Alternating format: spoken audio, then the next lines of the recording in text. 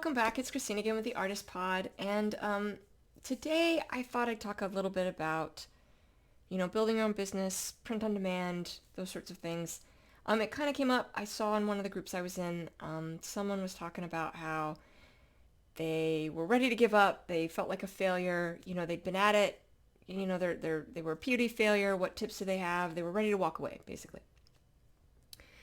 And I took a look back at when they first posted, and I think they'd been trying to do it for about 6 months. And I know that you see I know there's a lot of information out there, particularly on YouTube and things like that talk about how fast and easy print on demand is. So I thought I could crunch some numbers and sort of talk real about how long really it might take. So first things first is it will probably take you years before you're making a profit. And it'll probably take you years before you're not, losing money on your business. Now, a lot of the information out there, they're right? Print on demand is an easier way to get into starting a business in that you don't have to have all this inventory on hand. You don't have to, buy all these products and have them on site and print and ship them out. You're working with a company who does that for you. Feasibly, typically what happens, right? Like somebody places an order and then you place the order with your print on demand provider, or if it's synced automatically, it'll go through automatically, but you pay that up front. And then you get paid on the back end later. So you do need to have enough money typically in order to pay for your orders as they're coming in. Now, depending on the platform, you can set it. Sometimes they have kind of what I would call a trial period where they won't pay you out until they get used to your consistency and there's no chargebacks, but they won't pay you out instantly, not at first. But you can, eventually set up platforms like Etsy, for instance, will pay you the next day. But you don't get paid the first day.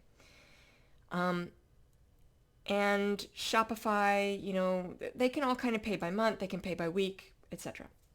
So you'll probably need to front some money in order to get your orders printed, your money, not your customers. And then, you would price your product high enough that you would make a profit. But that's also on you. So I think where there's also some confusion is in how to price something. I charge $24.95 for my shirts. Now, some of that is because I offer free shipping, and I build that price into my shirt price. I know that as a customer, I've been frustrated at how much shipping comes on the back end, and I don't want somebody to get like sticker shock and that be a reason for someone to walk away. This way, I feel like people see the price, and they know what it's going to be up front, minus taxes. There's not going to be like a $5 to $10 charge on that back end for shipping. It's in the price. It's already built in. So I adjust that by bumping my prices up a little bit. I also use a premium style shirt. So Bella Canvas would be considered a premium style, whereas a common shirt people use is the Gildan, and I don't know the SKU number for it, but some shirts are premium, some shirts are not. But with a premium shirt, you can charge a premium price. And I know people that charge more for Bella Canvas. Sometimes they charge $28 or $30. So, you want to make sure that you're making a profit. Now, there's a lot of fees in all of this. There's, on Etsy, you have the 20-cent listing fee, and then anytime you make a sale, you pay an additional 20 cents for them to relist the item. So every time a sale happens, it doesn't matter your inventory is 100. If you make a sale, you get charged 20 cents to list the item, and then you get charged additional fees by Etsy. So on a shirt that's $24.95, I think my fees are right around $2. So I need to take that into account, which means if I don't, it's $24.95, so at $22.95, if my fees come in above $22.95, I lose money on any sale with Etsy. They're cheaper on Shopify, but on Shopify you have the additional price of paying $30 a month or more for your website. So you can get started for very little with print on demand, but there are still some costs, some very real costs that happen as a result of running your business. And we haven't even touched on marketing yet. So the benefit of Etsy, right, is they have their own marketing, but you do have to kind of narrow down and figure out your SEO, your descriptions. It's a lot of work. On Shopify, you're driving all of your own traffic. So you need to figure out where your people hang out, because everyone has kind of an ideal customer. You need to figure out where they are and build a social media presence there, on Facebook or Instagram or Pinterest or TikTok or wherever it might be. When you're building out your social media presence, you really kind of need to be posting every day. So once you do that, you need to be and remain committed to it, and not your product every day. You really need to be posting things relevant to that interest, but your product shouldn't come up every post.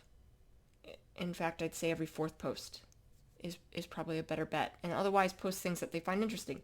Videos, memes, photographs, things like that. Not your product. And that can take a while. It's what I call, you're building your foundation. Now, when you're building your foundation like that, it is the least rewarding. You are losing money. You're not making any money at all in your business. But it's one of the most important steps, in my opinion, because if you build a strong foundation, then you can scale up. But it can take years. I mean, feasibly, I started working on walking in nature 4 years ago. And it took 2 years before I actually started turning a profit. So that's 2 years. 2 years of going in the hole to build this business. And that's with print on demand. So yes, it's quick, it's cheap, it's easy. It's a lot cheaper and quicker and easier than other avenues. But it's not a get-rich-quick scheme at all. It is I start work at 9 or 9:30, and I don't stop until 10:30 p.m. So it's more than 12 hours a day. And I mean, and there's, I take a lunch break and a dinner break, and, I have these things going on as well. But it's a lot of work. You're putting a ton of time and effort, energy, and work into building a business, because that's what you want to do. When I was still working full time, I was trying to balance all of that work into my 2 days off. So I would work the 40 hours a week at my job, and then I would cram as much work as I could into the 2 days I had off, even though I was dead tired. And then when I finally hit a point where things were somewhat stable-ish, I left my job and focused on this full time. But there was a point at which I was not capable of scaling up any further without dedicating more time that I didn't have. And so to dedicate more time, I had to leave my job. I had to make that decision that even though I wasn't quite to where I needed to be, I wasn't in a bad spot. And so I made the decision to go ahead and take the risk and continue building my business, because at that point, I felt pretty solid. I felt like my feet were under me. But when you see people saying that you can turn a profit in a month, I mean, yeah, some people will, but I wouldn't say that that's the standard. So I see people pop on Etsy and they get really frustrated because they don't make any sales, or they make 1 or 2 sales in 6 months. But that's kind of expected.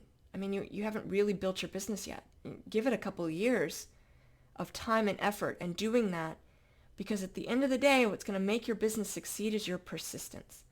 If in 6 months you walk away, you'll have no idea that in 2 years you would have been successful.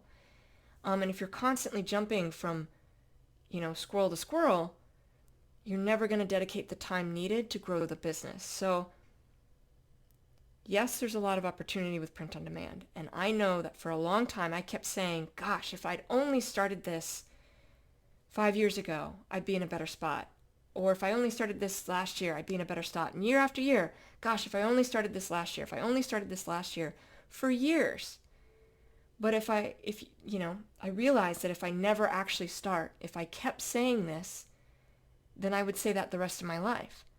And then I would never start, because I would constantly bemoan the fact that I hadn't already started. But you have to start if you want to build the business. There comes a point where you have to say, 5 years from now, I will thank myself for doing this. And I won't look back and go, gosh, if only I'd started it then. So you're building it. You're putting in a ton of work for your future self. I often will say, I do it to myself all the time. I'll do something, I won't wash the dishes, or I won't empty the dishwasher. I won't do something like that. And I'll go through and I'll have to do it later when I'm like trying to cook or something else. And I'll be like, gosh, past me was a jerk. Or when I'm nice to myself and I think, future self is going to thank me because I'm doing this task for me. And then, my future self is walking by and I'm looking at something and I'm like, yeah, past me was nice.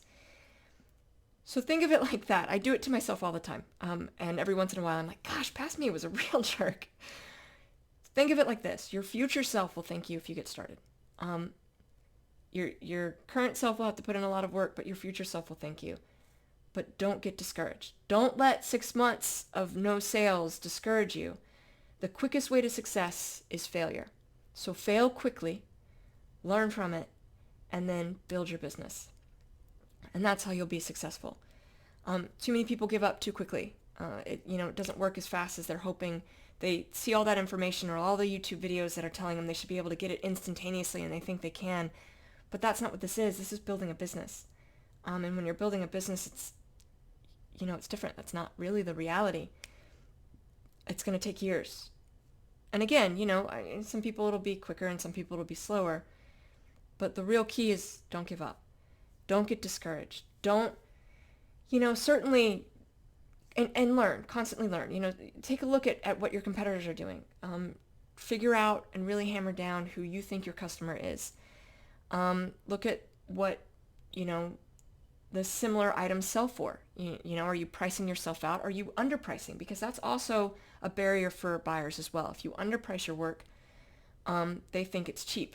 So lowering prices, which I did for a long time as an artist, I would lower my prices and lower my prices and lower my prices, and nobody bought anything, and I didn't get why. But the cheaper you go, the cheaper it's perceived to be. So it's not necessarily that it's your pricing that's a problem, but keep an eye on that. If you start ending up at the very top end, well, maybe you are starting to price yourself out, but you also don't want to be on the bottom. Wherever that product, that market, that ideal customer is looking at, you want to be kind of in that middle. Anywhere in the middle. There's some sway there. And learn all the time. I'm still learning, but I wouldn't have been able to make it as far as I have without learning constantly. Listening to people, listening to what people say. Take their advice seriously and act on it. Don't just take the advice and then wave them off. Take it seriously. Look for leaders in those industries and figure out what they're doing. Look at how people craft their descriptions for their items, at the photos that they take. I've learned how to do all of that, and I've followed and paid attention to a lot of people that I think have really are amazing people that have really set me on the right path to sort of building this business. But I knew I didn't know. When I started all this, I knew I didn't know, but I didn't know what I didn't know to know what to look up or who to follow. And, after years of reading and listening and paying attention and listening to different people's perspectives, and paying for a few courses, I finally got the handle on what I was doing and was able to get my feet under me. So don't be afraid to acknowledge you don't know. Don't be afraid to listen to the critiques and make the changes you need to make, even if it's hard work. If you're looking at something daunting, I'm in the middle of changing my shop again, because I've realized with my style, I work very well with my print-on-demand provider, which is Fuel POD. They're amazing, but we've realized through a lot of working back and forth with them, which is great because you can talk to an owner of a company like this and really build a rapport, and I love being able to do that because you really get really close with these people, is that my style doesn't print as nicely on heather colored shirts. It's an epiphany. They just sort of figured out, I guess it was really we sort of figured out recently. So I'm changing all of my shirts over to the solid colors of the same thing.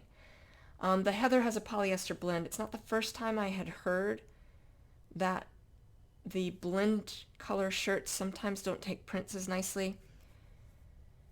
But I had been assured that wasn't a problem from other, a variety of sources, until this kept happening. And I saw it with other print-on-demand providers too. And finally we were able to really dial in what was going on. It's an easy enough fix, but it's a ton of work on my end to fix it all. And it's going to take me days to sort of transfer everything over, partly because I have carpal tunnel and I can't do that kind of work, that clicking through with my wrist. But first I have to fix it all on Etsy, and then I have to fix it all on my website. So that's a lot of work. Right now I'm going through and I'm fixing it all on Etsy. I'm only 3 pages in. But it's important. It's important to do. You know, if you realize that you've made a mistake in your descriptions, you go through every listing and you change it. If you've realized you've made a mistake or that this perspective is better, or maybe your photos aren't good, or take the time to change it, you know? And it's a lot of work. It can be a lot of work to go listing by listing by listing by listing. And there are tools. There's a tool called GetVella that can help with like descriptions and titles and tags and things between Etsy and Shopify.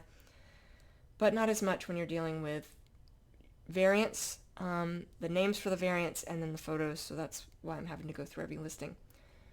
But don't let that sort of scare you off. You've got to put in that work to sort of build up the best store you can have, to provide the best product you can for your customer. So all of that to say, as I kind of half summarized a little bit ago, persistence is key.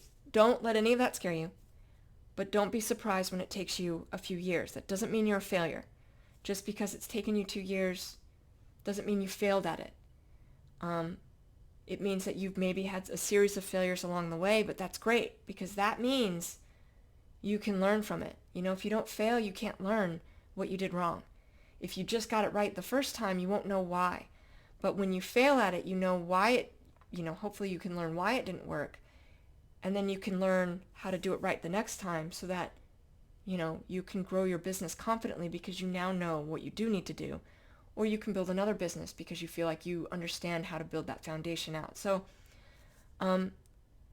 just keep doing it. Keep working at it.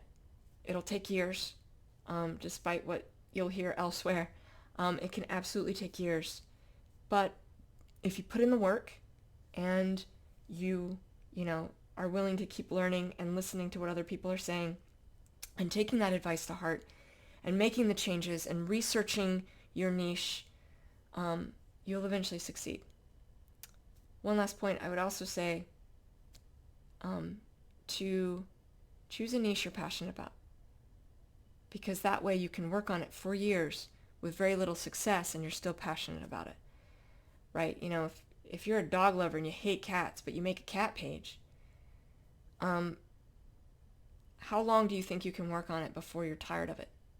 Before you're sick of always posting videos or photos or memes about cats? So that's something to really consider, because you're going to have a few years of building this before there's any success. But if you find a niche you're passionate about and you feel like you can work on it for years, just as this passion project of yours, eventually your persistence will pay off and you'll be able to grow your business. But don't give up, and don't let your own doubt or compare yourself to others. Don't let any of that bring you down. You are you and they are them. No one can do you like you can. No one can make products like you can. No one can draw like you can. That's all you. And don't let anyone tell you that you can't do it. You can.